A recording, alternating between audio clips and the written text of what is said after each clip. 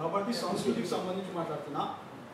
అయితే తెలంగాణలో అత్యంత నిర్లక్ష్యానికి గురైతూ వస్తున్న సాంస్కృతిక రంగం ఏదంటే మన తెలంగాణలో యక్షగానాలు వాడే బుడగజింగాల వాళ్ళు, అదే యక్షగానాలు ప్రదర్శించిన చిందుల వాళ్ళు, అట్లాగే మన తెలంగాణ సంస్కృతిని, భాషా సంస్కృతిని, విలువల్ని పరిరక్షణ ఒగ్గు కళాకారులు, అట్లాగే ఇంకా ఇట్లా అనేక కళా బృందాలు కాకతీయ కాలంలో నుంచి ఉన్నాయి తెలంగాణలో. తెలంగాణ ఉద్యమ సందర్భంలో కూడా వాటి గురించి నాలాంటి వాడు మాట్లాడినా ఎవరు పట్టించుకోలేదు, వ్యాసాలు కూడా రాసిన. అసలు ఇప్పటివరకు చిందెల్లమ్మ అంతర్జాతీయ స్థాయిలో ప్రసిద్ధిగాంచిన ఇప్పటివరకు ఆమె పేరు తెలంగాణ రాష్ట్రం ఏర్పడిన తర్వాత ఎక్కడ ప్రస్తావన కూడా ఆమె రష్యాలో కూడా ఇచ్చి ఆమె చిందు యక్షగానం ప్రదర్శన చేసిన గొప్ప మహిళా కళాకారిణి ఆమె. ఇట్లాగే చుక్క సత్తయ్య గారు, అది తెలంగాణ గౌరవప్రదం. వీళ్ళంతా తెలంగాణ ఐడెంటిటీలో చాలా భాగం వీళ్ళు. చుక్క సత్తయ్య కావచ్చు, ప్లస్ మన చిందు ఎల్లమ్మ గారు కావచ్చు, ఇట్లా చాలా బృందాలు ఉన్నాయి. ఈ కళాలకు సంబంధించి కూడా మన పరిరక్షణకు మనం ఏం చేయాలి? ఫర్ ఎగ్జాంపుల్ చిన్న విషయం చెప్తున్నా.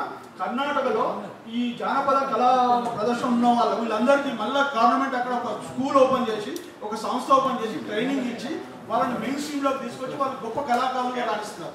అట్లాగే కేరళ కూడా కథకళి అంతా జానపద కళాకారులే. అట్లా ఆ ప్రయత్నం ఇక్కడ తెలంగాణ జరగాల్సి ఉంది. ఇంకోటి చిత్రకళకు సంబంధించి నేను ఇంకో విషయం చెప్తున్నా.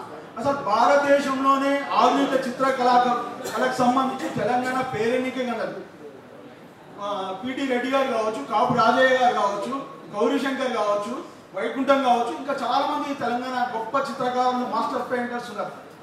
కుర్మీల కుమారిల స్వామి ఆయన, ఇట్లా గొప్ప గొప్ప చిత్రకళాకారులు ఉన్నారు. మన ఆ మధ్య మహారాష్ట్రకు పోయితే మా అమ్మాయి వెళ్ళేస్తే ఆ మ్యూజియం పోయి వచ్చి, డాడీ మన దగ్గర ఉందా డాడీ అని అడిగింది. నాకు పెయింటింగ్ అంటే ఇష్టం, నాకే ఆశ్చర్యం, చాలా మంది దగ్గర లేదు నాన్న అని చెప్పిన. అట్లా దాని కూడా ఒక మ్యూజియం ఎందుకు పెట్టకూడదు? ఇప్పుడు వాళ్ళంతా చనిపోయే దశలో ఉన్నారు చాలా మంది కళాకారులు. నేను చెప్పిన కళాకారులు ఎవరు బతికలేరు. వాళ్ళ ఇళ్ళలో పెయింటింగ్స్ ఉన్నాయి. ఒక గొప్ప ఆర్ట్ గ్యాలరీ ఏ దేశంలో పోయినా, ఏ నగరంలో అయినా అక్కడ ఆ సమాజానికి సంబంధించిన పెయింటింగ్ సంబంధించిన ఒక మ్యూజియం ఉంటుంది. న్యూయార్క్ పో, ప్యారిస్ పో, మైసూర్ పో, బెంగాల్లో కూడా ఉంది. బెంగాల్లో నందలాల్ బోస్ పేరు పెద్ద గ్యాలరీ. ఇట్లా మనం ఈ సాంస్కృతిక రంగాన్ని నిర్లక్ష్యం చేస్తే, దాని గురించి మాట్లాడకుంటే సమాజం కూడా మనతో రాజకీయాలు, దోపీ అన్నీ ఎప్పుడు మాట్లాడుకుంటూనే ఉన్నాం. ఈ కళారంగం గురించి, సాంస్కృతిక రంగం గురించి ప్రత్యేకమైన శ్రద్ధతో ఈ వేదిక దాని గురించి మాట్లాడాల్సిన అవసరం ఉంది. ఇంకో విషయం కూడా చెప్తున్నా. ఒగ్గు కళాకారులకు నేను కొద్దిగా నాకు చాలా ఇష్టం. చిన్నప్పటి నుంచి ఒగ్గు కళ నల్గొండ జిల్లా మాది. ఒగ్గు కళ సంఘం, ఒగ్గు కళాకారులకు బాగా పరిచయం ఉండే నాకు. వాళ్ళ ఒక్క కమ్యూనిటీకే 26 మ్యూజికల్ ఇన్స్ట్రుమెంట్స్ ఉన్నాయి.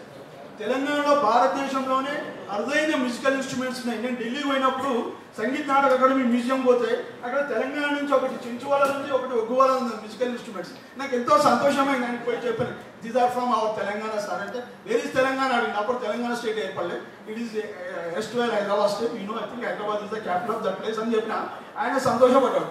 కాబట్టి ఇటువంటి విషయాల గురించి మనం ఆలోచించాల్సిన విషయం ఉంది. ఇది ఉంటాం.